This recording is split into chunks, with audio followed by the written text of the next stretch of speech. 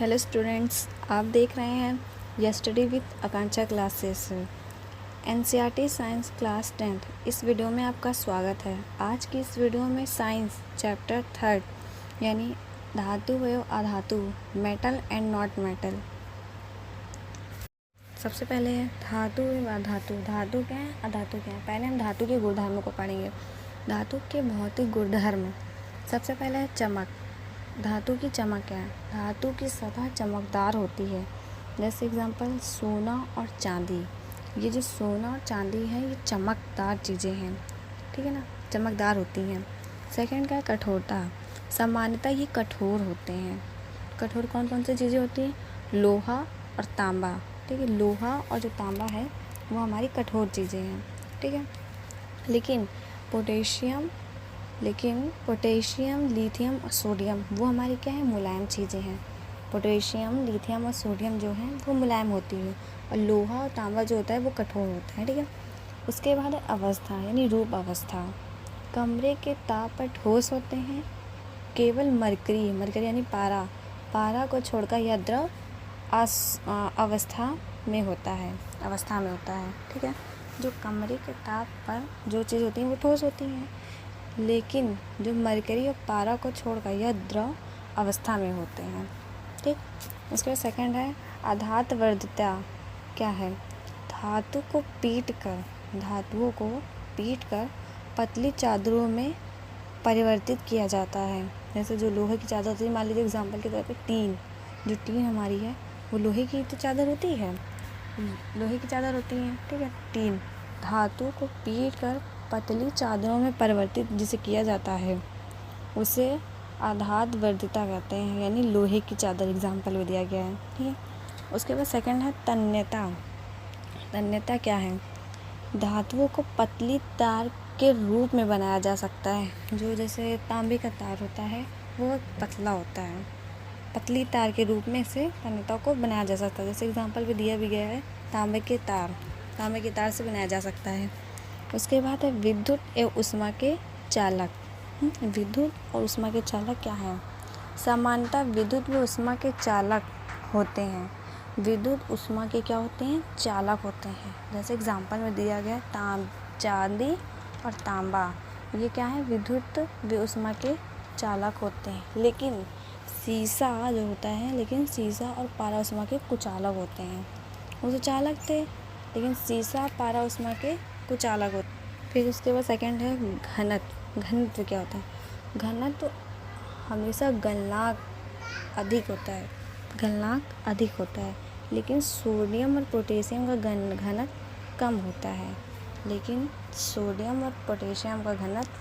कम होता है, और लिथियम का भी कम होता है, ठीक है। उसके बाद सेकंड है धातु के भौतिक गुणधर्म, मतलब उसी का है। फिर उसका बाद ध्वनिक क्या है। ध्वनि हमारा जो रेडियो होता है वही होता है। जैसे धातु कठोर सतह से टकराने पर क्या उत्पन्न करता है, आवाज़ को उत्पन्न करता है। जो ध्वनिक है, धातु कठोर सतह से टकराने पर क्या उत्पन्न करता है, आवाज़ को उत्पन्न करता है, उसे ध्वनिक कहते हैं। अब ऑक्साइड है। धात्विक ऑक्साइड क्षारक प्रवृत्ति की होती हैं। कौन सी प्रवृत्ति की होती हैं, क्षारक प्रवृत्ति की होती हैं। लेकिन मैग्नीशियम ऑक्साइड धातु के ऑक्साइड होते हैं। ये बहुत इंपॉर्टेंट है। जो मैग्नीशियम ऑक्साइड धातु के ऑक्साइड होते हैं, ठीक है। उसके बाद हम लोगों ने धातु को पढ़ा। उसके बाद हमारा सेकंड क्या है, अधातु के भौतिक गुणधर्म। बस उसका अपोजिट उल्टा इसमें हो जाता है। अधातु के भौतिक गुणधर्म क्या हैं। इसमें भी सबसे पहला ऑप्शन दिया गया है चमक। चमक क्या है, अधातु की सतह चमकदार नहीं होती है। जो अधातु की सतह थी वो चमकदार नहीं होती है। जैसे एग्जाम्पल कार्बन दिया गया है। और धातु में क्या था, धातु की सतह क्या होती है, चमकदार होती है, लेकिन अधातु की सतह चमकदार नहीं होती। एग्जाम्पल दिया भी गया है इसमें कार्बन, उसमें क्या दिया गया था, सोना और चांदी। लेकिन आयोडीन की सतह क्या होती है, चमकदार होती है। जैसे कि सोने और चांदी की चमकदार होती है, वैसे आयोडीन की सतह भी क्या होती है, चमकदार होती है। कठोरता उसमें क्या होती है, कठोरता होती है, लेकिन इसमें अधातु कठोर नहीं होते हैं, उसमें धातु कठोर होते हैं। जैसे एग्जाम्पल कोयला है। कोयलों को हम लोग बहुत आसानी से तोड़ सकते हैं, ठीक है ना। कोयले को हम लोग क्या करते हैं, बहुत आसानी से उसे तोड़ सकते हैं, लेकिन लोहा जो तांबा उसे नहीं तोड़ सकते हैं, ठीक है। जो कोयला है उसे हम लोग तोड़ सकते हैं, यानी धातु कठोर नहीं होते हैं। लेकिन हीरा सबसे कठोर है, ये धातु में आता है, लेकिन हीरा सबसे कठोर होता है, ठीक है। उसके बाद है रूप अवस्था, यानी उसी का है। अधातु में कमरे के ताप पर या तो ठोस या गैस अवस्था में होते हैं। जो रूप अवस्था है वो कमरे के ताप पर या तो ठोस या गैसीय अवस्था में होते हैं। जैसे केवल ब्रोमीन को छोड़कर यह द्रव अवस्था में होते हैं, ठीक है। केवल ब्रोमीन को छोड़कर यह द्रव अवस्था में हो जाते हैं। फिर इसमें आधात वर्धता आधात और धारवरता नहीं होते हैं। उसमें जैसे दिया गया था धातु में लोहे की चादर, ठीक है ना। और उसके बाद सेकंड है तन्यता। तन्यता क्या है, अधातुओं को पतली तार के रूप में नहीं बनाया जा सकता है। जो तन्यता है उससे अधातु की पतली तार के रूप में नहीं बनाया जा सकता है, ठीक है। विद्युत व ऊष्मा के चालक, इसमें क्या दिया गया है, विद्युत व ऊष्मा के कुचालक होते हैं। विद्युत ऊष्मा के क्या होते हैं, कुचालक होते हैं, लेकिन ग्रेफाइट विद्युत का सुचालक होता है। ये एक स्थान से दूसरे स्थान तक नहीं जा सकती है। जो ग्रेफाइट विद्युत का सुचालक है, या एक स्थान से दूसरे स्थान तक नहीं जा सकती है, ठीक है। घनत्व है, जो घनत्व है वह गलनांक कम होता है, बहुत आसानी से मतलब गल जाता है। उसका गलनांक क्या होता है, बहुत कम होता है। घनत्व इसका क्या है, बहुत कम होता है। फिर उसके बाद है ध्वनिक क्या है, अधातु कठोर सतह से टकराने पर आवाज़ उत्पन्न नहीं करती है, और उसमें धातु में क्या था, उसमें आवाज़ उत्पन्न करती है। फिर ऑक्साइड क्या है, अधात्विक ऑक्साइड अम्ल प्रवृत्ति की होती हैं, लेकिन कार्बन ऑक्सीजन को छोड़कर जाता है। जो कार्बन है वो ऑक्सीजन को छोड़कर जाता है, यानी अधात्विक ऑक्साइड अम्ल प्रवृत्ति की होती हैं, लेकिन इसमें जो कार्बन है, कार्बन 2 को छोड़ा जाता है। कार्बन ऑक्सीजन को 2 को जोड़ा जाता है, छोड़ा नहीं, इसमें कार्बन जो होता है, कार्बन में ऑक्सीजन को 2 जोड़ा जाता है। उसके बाद धातुओं के रासायनिक गुणधर्म दिया गया है। धातुओं की वायु के साथ अभिक्रिया, इसमें एक बात हमेशा याद रखिएगा, वायु में सिर्फ 2 गैस होती है, नाइट्रोजन और ऑक्सीजन, ठीक है। ऑक्सीजन देखिए, धातु ऑक्सीजन के साथ अभिक्रिया करके धातु ऑक्साइड बनाता है, ठीक है। धातु ऑक्साइड बनाता है, देखिए, धातु प्लस ऑक्सीजन प्लस और धातु ऑक्साइड, यानी धातु ऑक्सीजन के साथ क्रिया करके क्या बनाता है, धातु ऑक्साइड बनाता है। जैसे इसमें एक एग्जांपल दिया गया है, देखिए, Cu यानी कॉपर ऑक्सीजन, 2Cu दिया गया है, यानी कॉपर ऑक्सीजन, ठीक है। Cu जो है हमारा कॉपर है, ठीक है। O2 क्या है हमारा, ऑक्सीजन, यानी कॉपर ऑक्सीजन के साथ अभिक्रिया करेगा तो क्या बनाएगा, 2CuO, यानी देखिए यहाँ पे 2Cu था, ठीक है, और यहाँ कितने ऑक्सीजन है, 2, यानी हमने बताया था आपको कार्बन ऑक्सीजन के साथ 2 को जोड़ा जाता है, ऑक्सीजन के साथ 2 को जोड़ा जाता है, ठीक है। तो उसके बाद इसमें क्या बना रहा है, 2Cu, यहाँ पे 2Cu पहले से था, इसमें से एक O को निकाला है, यहाँ पे आया, ठीक है। तो क्या बनाता है, 2Cu, यानी क्या बनाई हमारा, कार्बन, वो कॉपर ऑक्साइड, ठीक है। उसके बाद अब एल्युमिनियम के साथ अभिक्रिया करके देखिए, जब एल्युमिनियम, यानी 4 एल्युमिनियम दिए गए हैं, यानी 4 एल्युमिनियम दिया गया है, जब एल्युमिनियम ऑक्सीजन के साथ अभिक्रिया बनाता है, यानी एल्युमिनियम ऑक्सीजन के साथ अभिक्रिया करेगा तो क्या बनाएगा, एल्युमिनियम ऑक्साइड, ठीक है। देखिए 4Lu प्लस 3O2, तो क्या बनाए, 2L2, यानी 2 एल्युमिनियम, फिर उसके बाद 2, फिर उसके बाद ऑक्सीजन हमारे पास 3 है, तो 2Al2O3, ठीक है, ये बनाया इसमें। फिर उसके बाद इसमें तो धातु ऑक्साइड बनाए, इसमें एल्युमिनियम ऑक्साइड बनाए। उसके बाद सेकेंड है धातु ऑक्सीजन के साथ अलग अलग तरह से अभिक्रिया करती है। धातु क्या करती है, ऑक्सीजन के साथ हमेशा अलग अलग तरह से अभिक्रिया करती है। पहला देख लीजिए, जैसे Na यानी सोडियम के और पोटेशियम यानी के वायु में आकस्मिक आग पकड़ लेते हैं, यानी जो सोडियम और पोटेशियम हैं वो आकस्मिक आग पकड़ लेते हैं, जिसे रोकने के लिए हमें इसका प्रयोग करना पड़ता है केरोसिन। इसका प्रयोग करना पड़ता है केरोसिन तेल में डुबो कर रखा जाता है। जो सोडियम और पोटेशियम है ये आसानी से आग पकड़ लेते हैं, लेकिन इसे रोकने के लिए जो केरोसिन है उसमें हमेशा इसको डुबो कर रखा जाता है कि जिससे आग ना पकड़े। ये खुली वायु में रखा जाता है, ठीक है। उसके बाद सेकंड क्या है, मैग्नीशियम यानी Mg। Al हमारा क्या है, एल्युमिनियम। Zn हमारा जिंक है। Pb यानी लेडनियम है। ये सभी धातुओं वायु के साथ धीरे धीरे अभिक्रिया करते हैं। जो Mg है इसमें ऑक्सीजन जोड़ा जाएगा, यानी मैग्नीशियम ऑक्साइड ही बनाएगा। एल्युमिनियम एल्युमिनियम ऑक्साइड बनाएगा। जिंक में जिंक ऑक्साइड बनाएगा। प्लेटिनियम में प्लेटिनियम ऑक्साइड बनाएगा। ये सभी वायु के साथ धीरे धीरे अभिक्रिया करते हैं।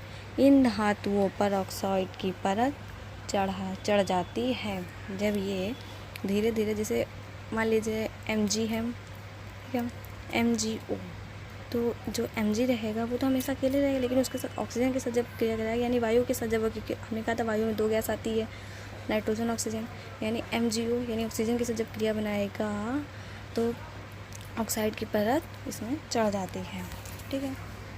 ऑक्साइड की परत की चढ़ जाती है। उसके बाद थर्ड दिया गया Fe यानी लोहा। लोहा हमारे क्या होता है, सॉलिड होता है।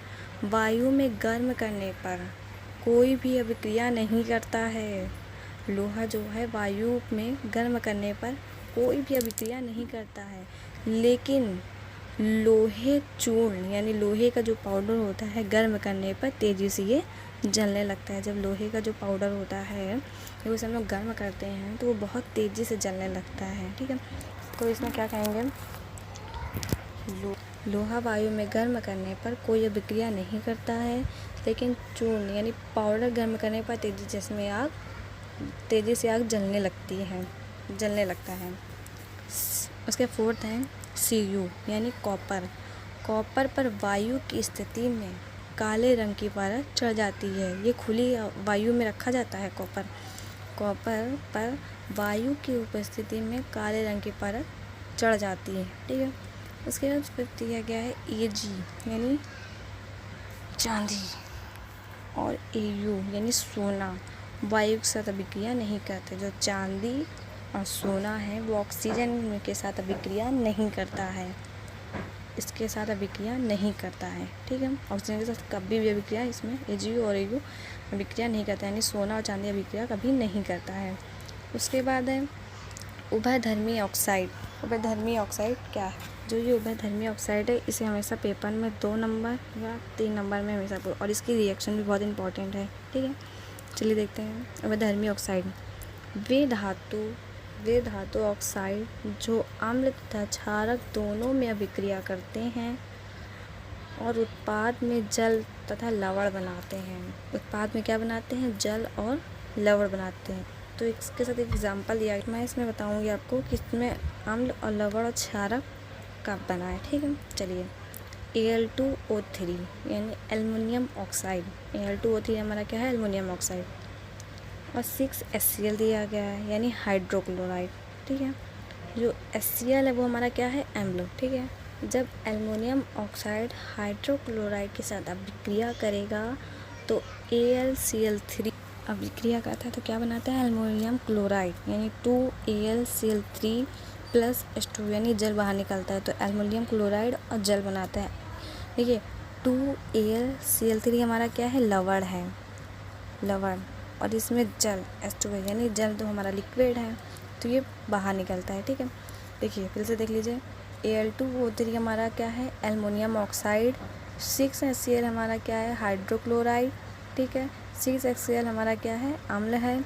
फिर उसके बाद इन एल्युमिनियम ऑक्साइड और हाइड्रोक्लोराइड अम्ल से अभिक्रिया करेगा तो क्या बनाएगा, लवण यानी एल्युमिनियम क्लोराइड यानी 2AlCl3 प्लस H2 यानी जल बाहर निकल जाएगा, ठीक है। ये अभिक्रिया बनाएगा। उसके बाद सेकंड देख लीजिए, इसी के साथ वही अभिक्रिया है Al2O3 यानी एल्युमिनियम ऑक्साइड और सोडियम हाइड्रोक्साइड यानी 2NaOH जब एल्युमिनियम ऑक्साइड सोडियम हाइड्रोक्साइड के साथ अभिक्रिया करेगा तो क्या बनाएगा, सोडियम एल्युमिनियम ऑक्साइड बनाएगा 2NaAl2O3 प्लस H2 यानी जल बाहर निकल जाएगा। जो 2NaOH है वो हमारा क्या है, क्षारक है, ठीक है। और जो 6HCl है वो हमारा क्या है, अम्ल।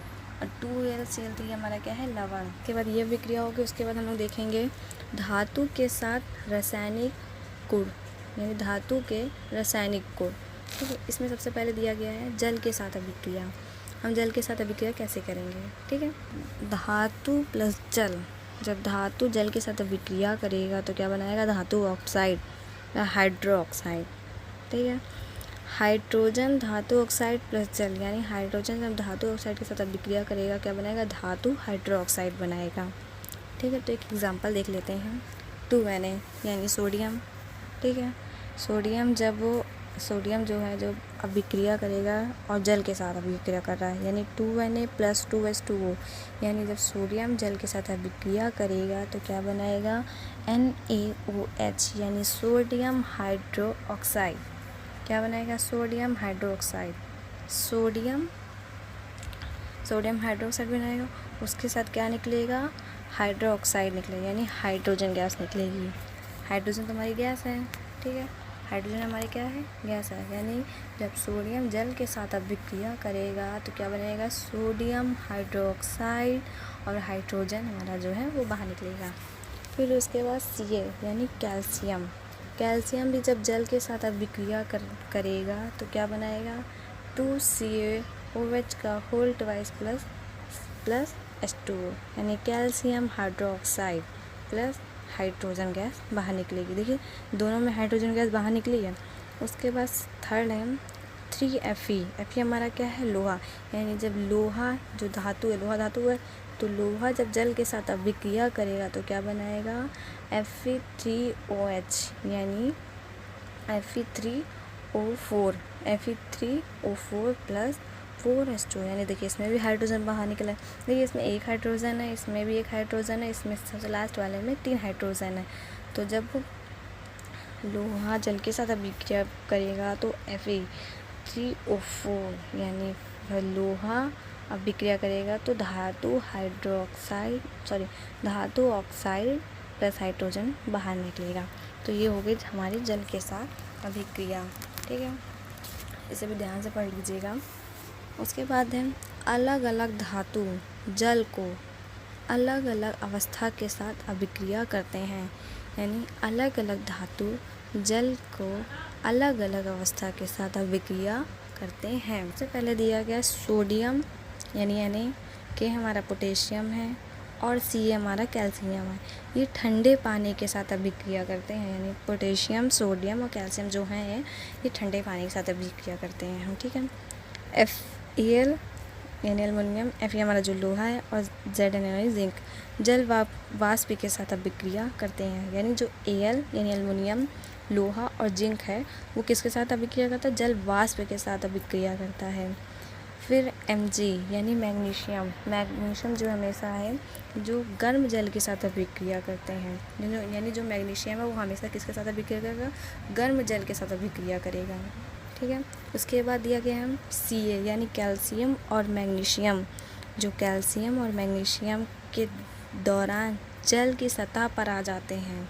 जो मैग्नीशियम और कैल्शियम है जो जल की सतह पर आ जाते हैं क्योंकि उत्पन्न हाइड्रोजन गैस के बुलबुले कैल्शियम मैग्नीशियम की सतह पर चिपक जाते हैं। यानी जो उसके बुलबुले होते हैं, हाइड्रोजन गैस के जो बुलबुले होते हैं, जो बुलबुले उत्पन्न होते हैं उसमें Ca यानी कैल्शियम और मैग्नीशियम की सतह पर क्या हो जाते हैं, चिपक जाते हैं, ठीक है।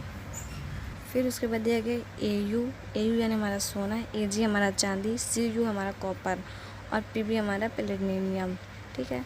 जल के साथ अभिक्रिया नहीं करते। यानी ये जो चार क्रियाएं दी गई हैं, चांदी, सोना, कॉपर और Pb प्लेटिनम, ये जो है ये 4 ऑक्सीजन जो हमारे हैं वो जल के साथ अभिक्रिया नहीं करते हैं। इसके बाद देखेंगे धातुओं के रासायनिक गुणधर्म, ठीक है। धातुओं के क्या रासायनिक गुणधर्म देखेंगे। धातु की सतह अम्ल के साथ अभिक्रिया, धातु की अम्ल के साथ अभिक्रिया, यानी जो धातु है और तनु सल्फ्यूरिक अम्ल प्लस देखिए धातु प्लस तनु अम्ल, फिर लवण प्लस हाइड्रोजन, यानी जब धातु अम्ल के साथ अभिक्रिया करते हैं, देखिए दिया गया है Fe यानी लोहा, ठीक है। लोहा जब हाइड्रोक्लोरीन के साथ अभिक्रिया करता है तो आयरन क्लोराइड बनाता है और प्लस हाइड्रोजन गैस बनाता है। देखिए इसमें दिया गया है, एग्जाम्पल दिया गया है Fe, देखिए Fe प्लस 2HCl यानी लोहा जो हाइड्रोक्लोरीन के साथ अभिक्रिया करेगा तो FeCl2 यानी iron chloride plus hydrogen gas बनाता है। जब Fe यानी जो Fe है हमारा वो बहुत ज़्यादा क्रियाशील है, ठीक है। तो Fe जब हाइड्रोक्लोराइड के साथ अभिक्रिया करेगा तो आयरन क्लोराइड बनाएगा प्लस H2 यानी हाइड्रोजन गैस बनाएगा। फिर सेकेंड से दिया गया 2Al प्लस 6HCl यानी एल्युमिनियम हाइड्रोक्लोराइड के साथ अभिक्रिया करेगा तो एल्युमिनियम क्लोराइड प्लस 3H2O बाहर निकल जाएगा, एल्युमिनियम क्लोराइड बनाएगा और प्लस H2O गैस बाहर निकालेगा। जब इसकी अभिक्रिया किससे कराई गई थी, धातु के अम्ल के साथ अभिक्रिया कराई गई थी, तनु सल्फ्यूरिक अम्ल के कारण। तनु यही जो HCl जो हमारा है वो तनु अम्ल है और लवण जो है हमारा FeCl2 है जो आयरन और क्लोराइड बना है और हाइड्रोजन हमारा हाइड्रोजन यानी H2O। फिर इसके साथ देखेंगे चौथा है धातुओं के अन्य धातु लवण के साथ अभिक्रिया। देखिए धातु A है, लवण विलयन यानी B, लवण विलयन यानी A और धातु B, धातु जो है B है। देखिए दिया गया Fe हमारा क्या है, लोहा, यानी जो लोहा है हमारा वो ज़्यादा क्रियाशील है, ठीक है। CuSO4 हमारा क्या है, कॉपर सल्फेट, ठीक है। फिर उसमें जब वो लोहा कॉपर सल्फेट के साथ अभिक्रिया करेगा तो बनाएगा लोहा सल्फ्यूरिक अम्ल, ठीक है। लोहा क्या बनाएगा, सल्फ्यूरिक अम्ल प्लस कॉपर, ये बाहर निकल जाएगा, ठीक है। अब एक श्रेणी दी गई है जो लोहा ज़्यादा क्रियाशील है और अधिक क्रियाशील कौन है, कम क्रियाशील कौन है, मध्यम क्रियाशील कौन है, तो इसके लिए एक टेबल बनाई गई है सक्रियता श्रेणी। तो हम लोग इसको समझेंगे कि सक्रियता श्रेणी, इसको हम कैसे पता चलेगा कि लोहा ज़्यादा क्रियाशील है कि कॉपर ज़्यादा क्रियाशील है, कम क्या है। तो इसके लिए हम लोग एक श्रेणी को मतलब बनाते हैं, उससे हम लोग समझते हैं, ठीक है। देखिए श्रेणी है, वह सारणी सक्रियता श्रेणी है, वह सारणी जिसमें धातु की क्रियाशीलता को आरोही क्रम में व्यवस्थित किया गया है, जिसमें व्यवस्थित किया गया है आरोही क्रम में, ठीक है। पहले है अधिक श्रेणी, फिर उसके मध्य श्रेणी, उसके बाद कम श्रेणी। अधिक श्रेणी क्या है, देखिए अधिक श्रेणी मतलब यानी आरोही क्रम से, ठीक है। देखेंगे K Na Ca Mg Al, यानी K पोटेशियम है हमारा, Na sodium, Ca calcium, Mg magnesium, A aluminium, ठीक है। उसके मध्य श्रेणी, मध्य में क्या है, Zn यानी जिंक सस्ता, Fe आयरन यानी लोहा, Pb यानी लेड यानी सीसा, H हमारा क्या है, हाइड्रोजन, Cb हमारा क्या है, कॉपर यानी तांबा, Hg क्या है, मरकरी यानी पारा। उसके बाद कम सक्रियता श्रेणी, Ag और Au यानी सिल्वर चांदी है और Au गोल्ड यानी सोना, ठीक है। अधिक से लेके कम तक और कम से लेके अधिक तक, ठीक है। तो हम लोग क्या करेंगे, इसको अधिक से लेके कम तक, अगर हम लोग ऊपर से लाते हैं तो अधिक, मध्यम, फिर उसका कम, अगर नीचे से लेते हैं तो क्या होगा, कम, मध्यम, अधिक, ठीक है। ये तीन है श्रेणी है। तो इससे हमें पता चल जाएगा कि कौन सी किसमें ज़्यादा आयरन है, किसमें कम है, कौन ज़्यादा क्रियाशील है और कौन कम क्रियाशील और मध्यम यानी बीच का कौन है, ठीक है। इसको देखेंगे धातुओं के अधातुओं के साथ, यानी धातु की अधातुओं के साथ अभिक्रिया। चलिए इसे देखते हैं। तत्वों को अभिक्रियाशीलता यानी तत्वों की जो अभिक्रियाशीलता है, संयोजकता, कोष को पूर्ण करने की प्रवृत्ति के रूप में समझ सकते हैं। किस रूप में समझ सकते हैं, प्रवृत्ति के रूप में इसे समझ सकते हैं। धातु संयोजकता कोष में इलेक्ट्रॉन त्याग करके धनायन बनाते हैं। क्या बनाते हैं? जब धातु है तो उसमें संयोजकता कोष में इलेक्ट्रॉन त्याग करके क्या बनाते हैं? हमारा धनायन बनाते हैं। क्या बनाते हैं? धनायन बनाते हैं। ठीक। अधातु संयोजकता कोष में इलेक्ट्रॉन ग्रहण करके क्या बनाते हैं? ऋणायन बनाते हैं। ऐसे यौगिक जो इलेक्ट्रॉन के आदान प्रदान द्वारा बनते हैं उन्हें आयनिक यौगिक कहते हैं। जैसे मान लीजिए NaCl है। ठीक है। Na का यानी सोडियम, यानी इसमें कितने होते हैं? 11। ठीक है। उसको मतलब उसके कोष क्या है? KLmNO, यानी 11 होते हैं। तो K में कितना होता है? 2 होता है। L में कितना होता है? 8 होता है। M में कितना होता है? 1 होता है। पहले कोष में कितने होते हैं? 2 होते हैं। ठीक, हमने NH का लिया था। चलिए इसका एक निर्माण देख लेते हैं, इसको कैसे किया गया। तो इसमें पता चल जाएगा कितने मतलब धनायन बनाते हैं और कितने ऋणायन बनाते हैं। पहले कोष में कितने इलेक्ट्रॉन होते हैं, दूसरे कोष में कितने इलेक्ट्रॉन होते हैं। तो चलिए देखते हैं NaCl का निर्माण। ठीक है।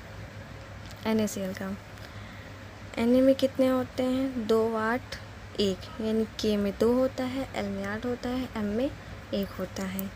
और Cl कितने होते हैं? 17, यानी 2, 8, 7। ठीक, 2, 8, 7। तो इसके तीसरे कोष में कितने इलेक्ट्रॉन हैं? 1 है, यानी N के इलेक्ट्रॉन में कितने हैं? 1 है।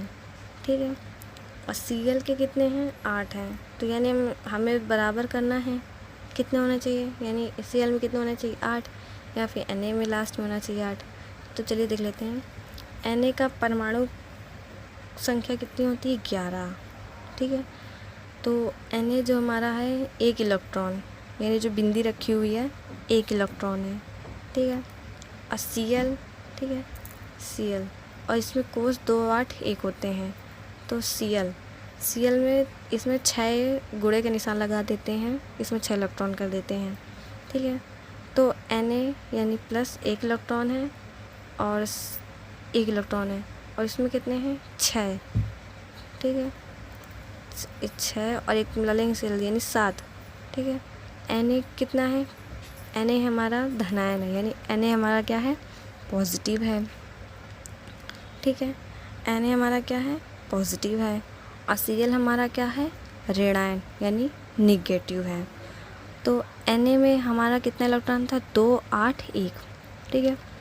तो जब Na यानी सोडियम है, जब पॉजिटिव है तो इसका 2, 8, अगर हम 1 इलेक्ट्रॉन Cl को दे दें, क्या कर दें, जो हमारा जो इलेक्ट्रॉन है 1 इलेक्ट्रॉन हम Cl को दे दें, यानी Cl प्लस E यानी इलेक्ट्रॉन, यानी 2, 8, 7, यानी 2, 8 नहीं रहेगा, हम Cl को 1 इलेक्ट्रॉन दे रहे हैं हम। ठीक है। देखिए ऐसे समझ लीजिए, Na हमारा कितना है? 2, 8, 1। ठीक है। और हमको Cl में हमारा कितना है? 2, 8, 7, यानी सोडियम का 1 इलेक्ट्रॉन हमें Cl को देना है कि जानो इसकी जो ये बराबर आ जाए Cl का। ठीक है। 8, 8 दोनों में आ जाए। तो ज़्यादा तो Cl के पास है, सोडियम के पास कम है। तो Na को हमने 2, 8 हो गया, इसका 1 इलेक्ट्रॉन निकाल दिया। ठीक। अब Cl में कितना है? 2, 8, 7 है, इसका 1 इलेक्ट्रॉन, जो सोडियम का 1 इलेक्ट्रॉन था, इसको जोड़ दिया, तो इसमें Cl क्या हो जाएगा? 2, 8, 8। तो इसके इलेक्ट्रॉन का निर्माण पूरा हो जाएगा NaCl का। तो धातु संयोजकता इलेक्ट्रॉन कोष में इलेक्ट्रॉन त्याग करके धनायन बनाते हैं, और अधातु संयोजकता कोष में इलेक्ट्रॉन ग्रहण करके ऋणायन बनाते हैं। ठीक, क्या बनाते हैं? ऋणायन बनाते हैं। उसके बाद है आयनिक यौगिक के गुणधर्म। भौतिक प्रकृति, या ठोस कठोर वे भंगुर होते हैं। फिर उसका सेकंड है गलनांक व क्वथनांक। इसका गलनांक व क्वथनांक कितना होता है? बहुत अधिक होता है। घुलनशीलता, जल में घुलनशील परंतु पेट्रोल केरोसिन में अघुलनशील होते हैं।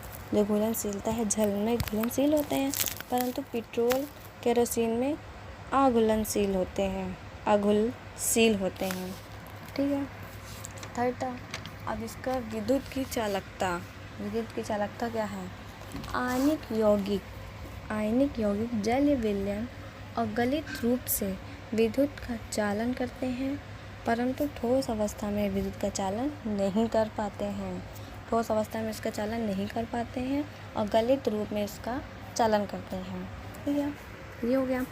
उसके बाद है सेकंड है, इम्पोर्टेंट है, धातुओं की धात्विकी, ठीक है, यानी प्राप्ति। सबसे पहला क्या है, खनिज। खनिज क्या है, ठीक है, पृथ्वी में प्राकृतिक रूप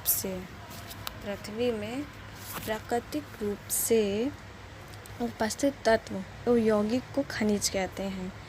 जो पृथ्वी में प्रकृति में उपस्थित जितने भी होते हैं उसे यौगिक को खनिज कहते हैं। फिर उसके बाद है अयस्क, वे खनिज जिनमें धातु अधिक मात्रा में पाए जाते हैं। जो खनिज है उसमें धातु अधिक मात्रा में पाए जाते हैं और उसे निकालना लाभकारी होता है, उसे क्या कहते हैं, अयस्क कहते हैं। यानी जो इसमें से जो धातु को निकाल सकते हैं वो बहुत लाभकारी होते हैं, उसे क्या कहते हैं, अयस्क कहते हैं। उसके बाद है गैंग। गैंग क्या है, पृथ्वी से निकाले गए अयस्कों में रेत, मिट्टी आदि जैसे अशुद्धियाँ पाए जाते हैं, जिन्हें हम क्या कहते हैं, गैंग कहते हैं। क्या कहते हैं, गैंग कहते हैं, ठीक है। अब उसके बाद दिया गया धातु की प्रवृत्ति तो पढ़ ली, तो उसके बाद धातु की प्रवृत्ति चरण 1, चरण 2 और चरण 3 में है, ठीक है। तो इसे बहुत ध्यान से पढ़ेंगे और इम्पॉर्टेंट भी है, ठीक है। तो धातु की प्रवृत्ति, ठीक है। पहला चरण 1 है अयस्कों का समृद्धिकरण। चरण 2 धातुओं का निष्कर्षण, यानी इसमें धातु निकाले जाएंगे। चरण 3 धातुओं का परिष्करण, यानी शुद्ध धातु से प्राप्त करेंगे। तो चलिए स्टार्ट करते हैं इसे। पहला है चरण फर्स्ट, यानी अयस्कों का समृद्धिकरण, यानी जो अयस्क प्लस गैंग से बना है अयस्कों का समृद्धिकरण, ठीक है। अनेक विधियों द्वारा यह किया जा सकता है। किस किस विधियों द्वारा किया जा सकता है, जैसे पानी से साफ, छान कर, रसायनों का उपयोग करके और चुंबक के रूप में इसका उपयोग किया जा सकता है। किस किस रूप। चरण 2 यानी धातुओं का निष्कर्षण, जो सक्रियता श्रेणी हम लोगों ने पढ़ा था वही है। देखिए वह सारणी जिसमें धातुओं की क्रियाशीलता को आरोही क्रम में व्यवस्थित किया गया है। पहला है जैसे अधिक, मध्य, कम, ऊपर से नीचे की ओर। जैसे अधिक में K, Na, Ca, Mg, Al, यानी जो ये हैं स्वतंत्र रूप में नहीं मिलते हैं, ये विद्युत अपघटनीय होते हैं जो अधिक हैं। माध्यम में क्या है, Zn, Fe, Pb, H, Cu, Hg, ठीक है। ये सल्फाइड ऑक्साइड तथा कार्बोनेट के रूप में होते हैं। कार्बन द्वारा इनका क्या किया जाता है, अपचयन किया जाता है। अधिक में अपघटन होता है, इसमें अपचयन किया जाता है इसका, ठीक है। उसके बाद देखेंगे कम में देखेंगे AgCu, ये स्वतंत्र रूप में पाई जाती है, ठीक है। ये क्या होती है, स्वतंत्र रूप में ये पाई जाती है। उसके बाद कम क्रियाशीलता धातुओं का निष्कर्षण, यह बहुत अभिक्रिय होते हैं। इन धातुओं के ऑक्साइड को केवल गर्म करने से ही धातु प्राप्त किया जा सकता है। गर्म करने से ही धातु प्राप्त किए जा सकते हैं। जैसे इसका एक एग्जाम्पल देख लेते हैं, दो एग्जाम्पल, ठीक है। जैसे Hg का निष्कर्षण सेनाबार HgS यानी पारा सल्फाइड या मरकरी सल्फाइड द्वारा किया जाता है। देखिए 2HgS यानी क्या है, पारा सल्फाइड यानी मरकरी सल्फाइड। जब मरकरी सल्फाइड को ऑक्सीजन के साथ क्या करते हैं, गर्म करते हैं। मैंने आपको बताया था गर्म करने पे प्राप्त किए जा सकते हैं। तो क्या प्राप्त होता है, जब पारा ऑक्साइड को ऑक्सीजन के साथ गर्म करते हैं तो मरकरी ऑक्साइड और सल्फर डाइऑक्साइड प्राप्त होती है। जैसे 2HgO यानी मरकरी ऑक्साइड, 2SO2 यानी सल्फर डाइऑक्साइड, ठीक है। फिर इसमें सेकंड दिया गया है 2HgO, यानी जब मरकरी ऑक्साइड को गर्म करते हैं तो क्या बनता है, मरकरी और ऑक्साइड बाहर निकलता है। यानी ये कम धातु वाले होते हैं। क्या कौन से धातु वाले होते हैं, कम धातु वाले होते हैं, ठीक है। इसी तरह कॉपर सल्फाइड यानी Cu2S से कॉपर सल्फाइड का कॉपर का निष्कर्षण, यानी 2Cu2S प्लस 3O2, यानी कॉपर सल्फाइड को जब ऑक्सीजन के साथ गर्म करते हैं तो क्या बनता है, 2Cu2O यानी कॉपर ऑक्साइड प्लस 2SO2 यानी सल्फर डाइऑक्साइड बनता है। फिर 2Cu2O यानी कॉपर ऑक्साइड को जब सल्फर डाइऑक्साइड के साथ गर्म करते हैं तो क्या बनता है, कॉपर और सल्फर डाइऑक्साइड बनता है। फिर उसी पर नेक्स्ट है मध्य क्रियाशील धातुओं का निष्कर्षण। देखिए इसको देखते हैं। यह धातु या तो सल्फाइड या कार्बोनेट अयस्क के रूप में पाई जाती है। इन धातुओं को ऑक्साइड से प्राप्त करना आसान होता है, यानी Zn यानी जिंक और Fe को प्राप्त करना बहुत आसान होता है। देखते हैं सल्फाइड आयन से धातु का निष्कर्षण। देखिए सबसे पहला दिया गया है इसमें भर्जन। भर्जन ये बहुत इंपॉर्टेंट टॉपिक है, इसे आप लोग पेपर टाइम ज़रूर पढ़ लीजिएगा, क्योंकि भर्जन 1 नंबर या 2 नंबर में से ज़रूर पूछा जाता है। ठीक है, तो भर्जन सल्फाइड आयन को वायु की उपस्थिति में अधिक ताप पर गर्म करने पर ऑक्साइड में या बदल जाता है। ऑक्साइड में क्या होता है, ये बदल जाता है।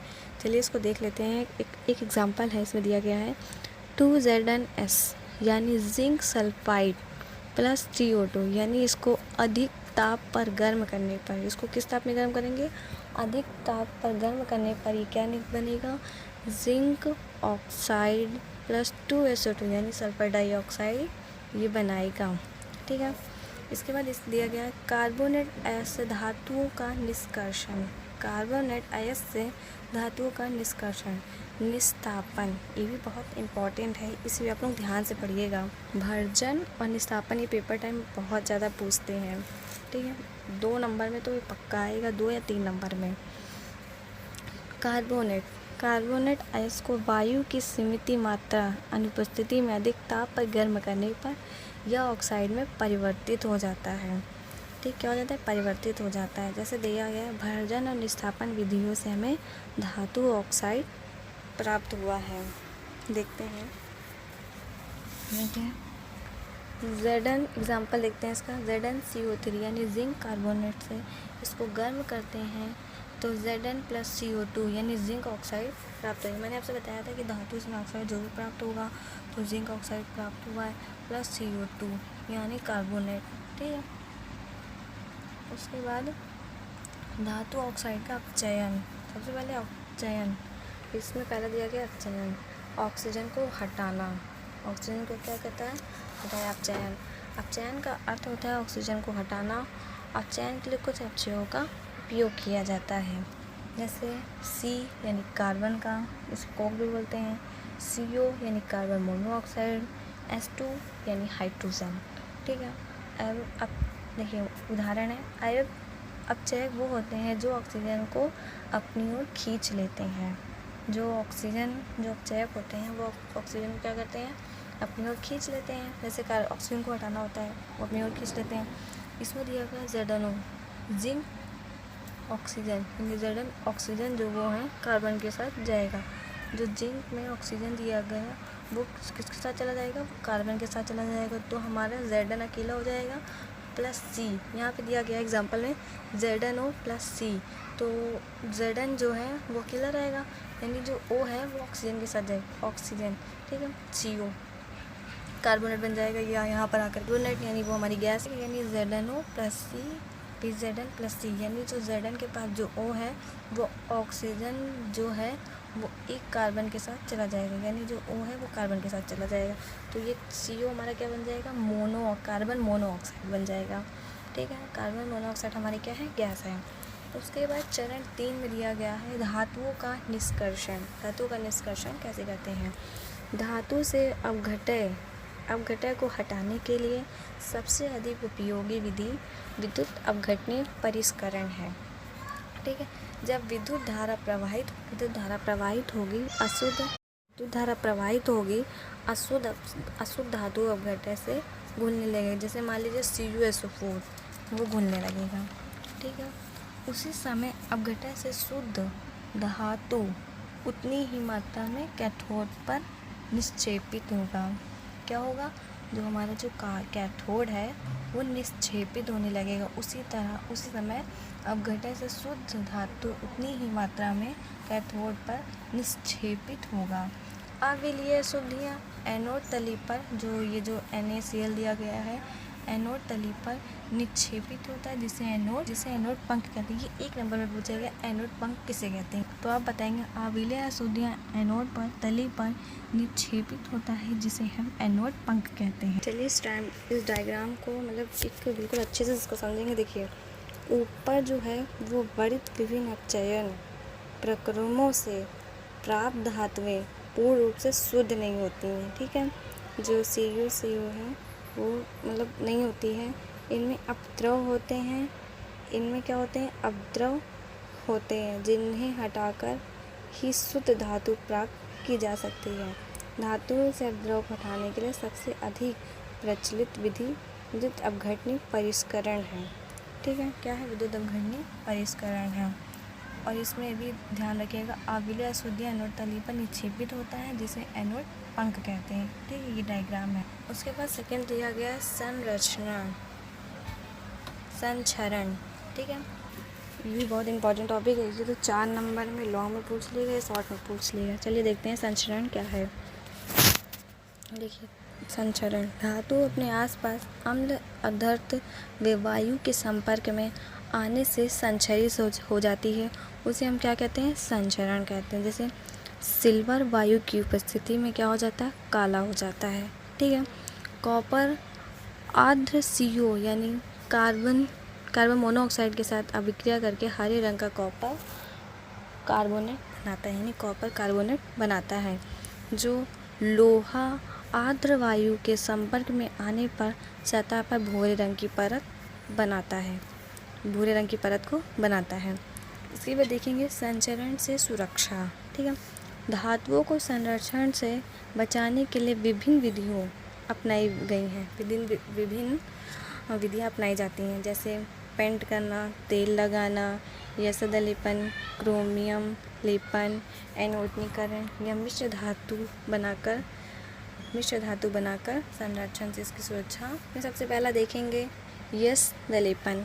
ठीक है, यशद लेपन लोहे व इस्पात को जंग से बचाने के लिए ऊपर जिंक की परत चढ़ाई जाती है। इसी प्रक्रम को हम क्या कहते हैं, यशद लेपन कहा जाता है। जो लोहे की इस्पात को जंग से बचने के लिए ऊपर जिंक की परत चढ़ाई जाती है, इसी प्रक्रम को हम लोग क्या कहते हैं, यशद लेपन कहते हैं। ठीक है, बहुत इंपॉर्टेंट है मिश्र धातु। मिश्र धातु क्या है, देखिए, या दो से अधिक धातु या धातु और धातु का अधातु का समांगी मिश्रण होता है, उसे हम लोग कहते हैं मिश्र धातु। जैसे लोहा जंग लगना। ठीक है, जो मिश्र धातु है ये लंबे समय तक चलते हैं। ठीक है, जैसे लोहा, ठीक, जो लंबे समय तक चलने वाले हैं, लोहा प्लस कार्बन, यानी इसका 0.05% कठोर होता है, यानी जो लोहा है उस पर जंग लगना होता है। इस्पात यानी स्टील, लोहा प्लस निकेल और क्रोमीन। ठीक है, पीतल यानी कॉपर प्लस जिंक, कैसा, कॉपर या टीन, ये होते हैं। ठीक है, मिश्र धातु होते हैं। ये बहुत इम्पॉर्टेंट है, इसे आप लोग पेपर टाइम ज़रूर पढ़ लीजिएगा। यशद लेपन, मिश्र धातु, संरक्षण। ठीक है, अगर मेरी ये वीडियो आपको पसंद आई हो तो इसे लाइक शेयर ज़रूर करें